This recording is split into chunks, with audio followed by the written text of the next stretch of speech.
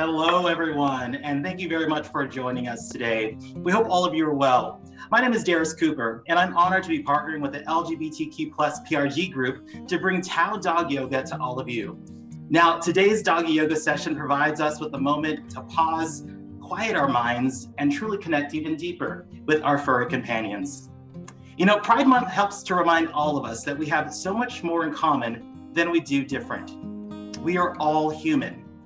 You know, with so much going on in our world today, this Workplace Live event is designed to bring mindfulness to the forefront. Now, mindfulness is awareness without criticism or judgment. And I think it's fair to say that there's nothing more beautiful and powerful than someone who chooses to be themselves, speak their truths, embrace who they are, and live their lives unapologetically. As mentioned, June is Pride Month, and for so many of our folks within this community, simply existing can be perceived as a form of activism. You know, that being said, each and every single day we have the opportunity to learn, educate, and hopefully inspire. The world's LGBTQ plus communities and our allies have come together to celebrate the freedom of simply being ourselves. Today, you will be reminded that mindfulness is a quality that every human being already possesses. It's not something you have to conjure up. You just have to learn how to access it. I think we can all agree that those who teach us the most about mindfulness and, yes, humanity, aren't always human. As animal lovers, advocates, and pet parents, we know some of the best teachers have 4 legs, wet noses, and love us unconditionally without limitations or conditions. Joining me today and leading this session is the founder of TAO Dog Yoga, the amazing Stef Corbeil. Stef, welcome back to Petco. How are you? Thanks so much, Darris. I am awesome. How are you? Wonderful, wonderful. We have all very much so been looking forward to this event. And of course, you're no stranger to Petco. We've done these lives before. And I think the timing of this is absolutely perfect. So, you know, for those who are watching this live and watching the recording later, what are some tips and maybe some advice you can give them as far as their setup? Awesome. Yes. So you have a few options practicing yoga with your dog. I recommend a quiet, smaller space. So I know Darris, an office space. We've talked about that. I know you like to use your office. This is my yoga space that I'm in right now. It's an area that I can close the doors. My dog can move freely in this space, but not wander off too far. TAO also has a 6-foot leash. So if she decides to get up, if you are working in a bigger space, you can hold on to your leash and just having your dog near you. And then you can ask them to stay next to you as you practice. You're going to want to have a towel if you're brand new to yoga and don't have a yoga mat yet, or your yoga mat, a space for your dog to lay down, and maybe a couple of treats to encourage your dog to lay down next to you and reward them once they do that.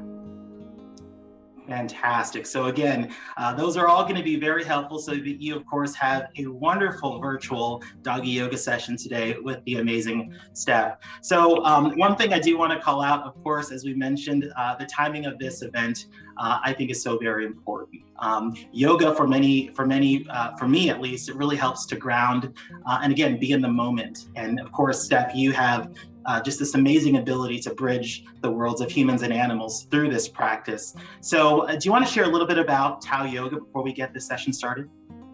Yes, so TAO, my dog here, was part of founding TAO Dog Yoga with me. I almost stumbled upon practicing yoga with her because we led such an active lifestyle.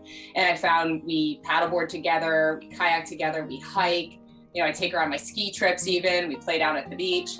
We did a lot of active stuff. And one day I stopped at a bench to have coffee on one of our walks and realized that TAO wouldn't settle. Realizing that we didn't settle a lot, realizing I didn't settle a lot. So I started practicing yoga with TAO, with my dog. And what I found is that it helped me to center myself, to take care of myself, to be able to support her to settle and relax. So in this practice at home, we're able to actually do this out anywhere we go now, where I can ask her to lay down next to me, I breathe deeply and she settles in. So that's how it began, is kind of the two of us needing a off switch, or maybe a different way to deepen our relationship, and me to be able to support her. And now, again, we just balance it with the rest of the fun, crazy, wild stuff we like to do. We also practice yoga together. It really has built the trust in our relationship, and I think you'll find that it builds it with your dog as well, and really deepens our connection and your connection with your dog. Oh, that is incredible for so many reasons. Of course, as a trainer, I find it to be just truly incredible. Number one, how much positive reinforcement you utilize with this, and how much, you're highlighting the importance of being in the moment, but the trust and relationship between both ends of the leash. So super excited for all of our partners to take part. I'm going to be going off camera so I can do this session along with the rest of our Petco partners. But again, Steph, thank you very much for joining, and the stage is all yours, my friend. Thank you. Yes, Steph, truly amazing. I will say this was the first time doing doggy yoga with my newest member of the family, Kalia. And it's interesting, you talk so much about, making sure that the dog is comfortable and listening to what they're trying to communicate with us during the session. One thing that we've been really focusing on with her is just, again, getting her comfortable with touch, that human touch. And I'm actually surprised she did really well. She stayed in position pretty much the entire time. That's awesome. She looks very comfortable. She looks very content and happy right there. You. I did take your pointers and have a couple of treats readily available. So, a couple questions for you, Steph. Again, just truly phenomenal job today. When it comes to folks who are saying that they want to get into dog yoga with their pup, but they feel that their dog has too much energy, can't sit still. Is there anything that you'd recommend maybe to a pet parent that they can do either before the session or during the session to kind of ease some of that excitement? Yeah, absolutely. So for some dogs, even TAO, she's 10, for dogs that have a lot of energy, having a play session before, a hike, a walk, and then practicing yoga afterwards. You come in, let your dog get a nice drink of water, you get yourself settled in, and then have your dog after exercise is a really nice way to bring dog yoga into your lifestyle with your dog. And the other thing is having something for your dog to chew on. So every dog likes to chew on something different, whether it be a special chew or a bone, whatever your dog really goes for, is a nice way to start to condition puppies and energetic dogs into this practice. You can have your dog lay down next to you and give them something to work on while you center.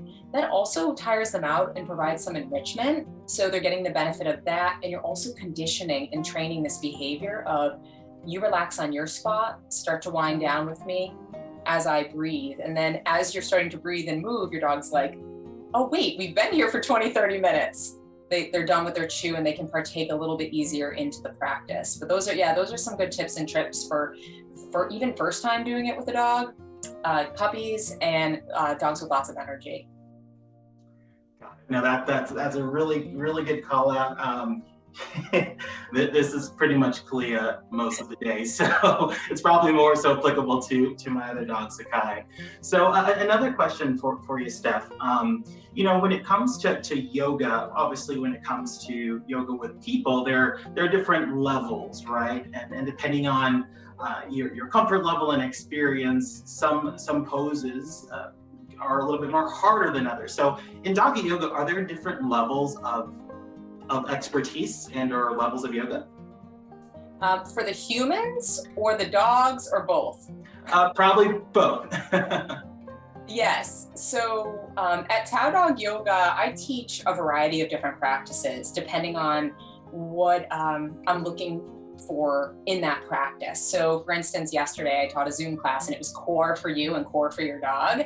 And it was a very energetic practice. Our breath was deep, but a lot more movement. Our dogs were a little bit more active getting up during our practice because we were making noise and kind of getting a little sillier in that practice. But we followed it with core exercises for our dogs using treats.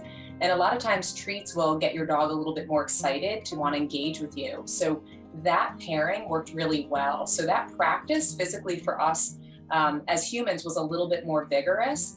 But within that practice with TAO Dog Yoga, And in every yoga practice, there are ways that you can support yourself. So there are different modifications and amplifications that you can make in your practice so that it's accessible to everybody. So that's really big in TAO Dog Yoga, that there's different options of coming into things, or different ways to do it, and all of those are welcomed. Taking rest in our practice is also welcome. Taking a moment, grabbing a sip of water, for the human side of things. So when I'm teaching, there's a variety of different things, but it is designed to be accessible for everyone.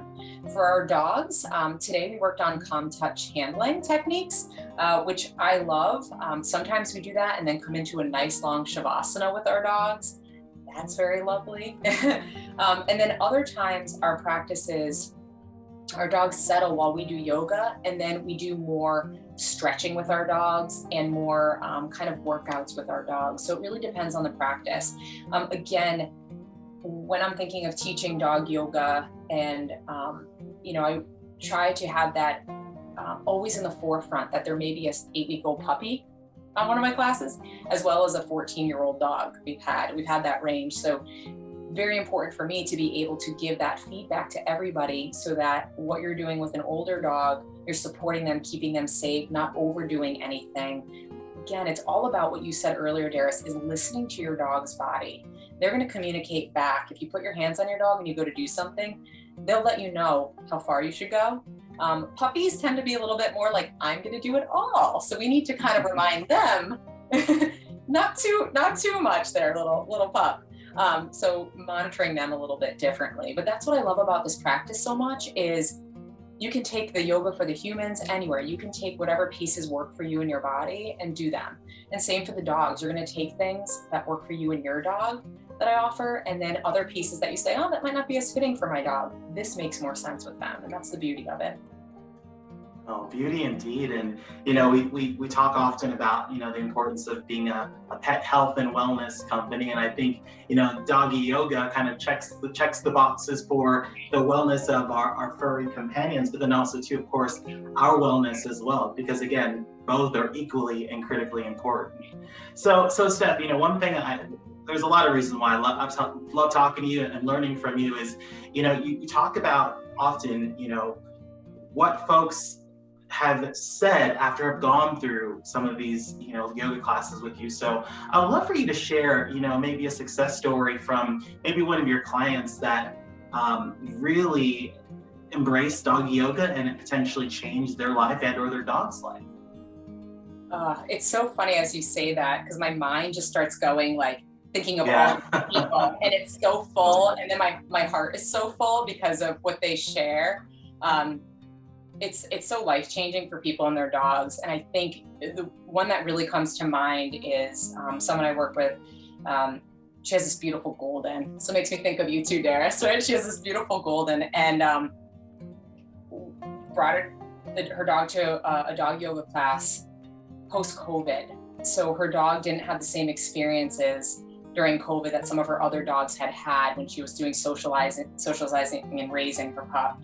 So she really sought me out for something different to do with her dog. She's very active with her dogs and does agility and these other things.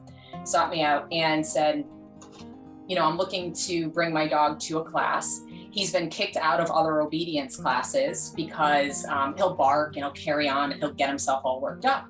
And so I was like, I think this will be perfect, because the idea with dog yoga is supporting ourselves, right? Getting ourselves to this really great centered place to be able to support our dogs. And I was like, I really think that's all this dog needs, is just a supportive, safe environment to do that. And so she mentioned this to me before she signed up. She's in one of my classes and I'm seeing her and we're practicing. And as we're leaving, like, she wells up with tears and she says to me, she goes, he's a little dog wreck. He barks at other dogs because he gets so excited and he's out of control. And she goes, he didn't make a sound. He was so beautiful. He was attentive to me the whole time. And I'll never forget that night. And I left. That was one of my outdoor classes that I taught in person. I left and I was just, on cloud nine over what someone, and multiple people, all of us are able to find with our dogs through this practice. And her sharing that she had a place to go that felt safe. She felt supported. She could let go of all of the nerves and the anxiety. Oh, we're going to get kicked out of class. I'm like, you're not going to get kicked out of class. You're here. She felt safe and supported. She allowed herself to find that calm space, and then her dog felt safe and supported. Also with the community of other dogs, that whether we're practicing virtually or in person, all that collective support. So it really is that community as well. But she's one that has stood out. Yeah, it was just such a great story, and I was just so happy to be able to share that with her. Oh, and we're so lucky that you're able to share that story with us. That's just so inspirational, and it just goes to show you, I think we all can agree and believe that training for our dogs, it truly saves lives. It saves their lives and it enriches their lives in so many ways. And the fact that doggy yoga was that tool that helped that dog to be successful in their training, that in itself is life-changing. So amazing. So again, for those of you who are watching this live or watching the recording, we just had an amazing session with Stef from TAO Dog Yoga, really learning how to be in the moment with our dogs, quiet our minds, and truly communicate through energy with our furry companions. So Stef, for folks who want to learn more about TAO Yoga, where can they go? My website is TAO Dog Yoga. And I'm on Instagram and Facebook. We do a weekly Facebook Live. It's in the mornings, and I'm in Connecticut, so it's Eastern Standard Time. So if you feel like, oh no, I'm not going to catch you live, I always save all the videos and post them to TAO Dog Yoga on Facebook for you to enjoy forever, or whenever you are looking to practice yoga with your dog. They're always there. And I'll be starting a YouTube channel actually in the very near future about doing dog yoga in all different places, and kind of lifestyle tips on what I do with my dogs to share with all of you. Fantastic. Make sure you guys check her out. All right, Petco family, thank you very much for joining us today. Again, happy Pride Month.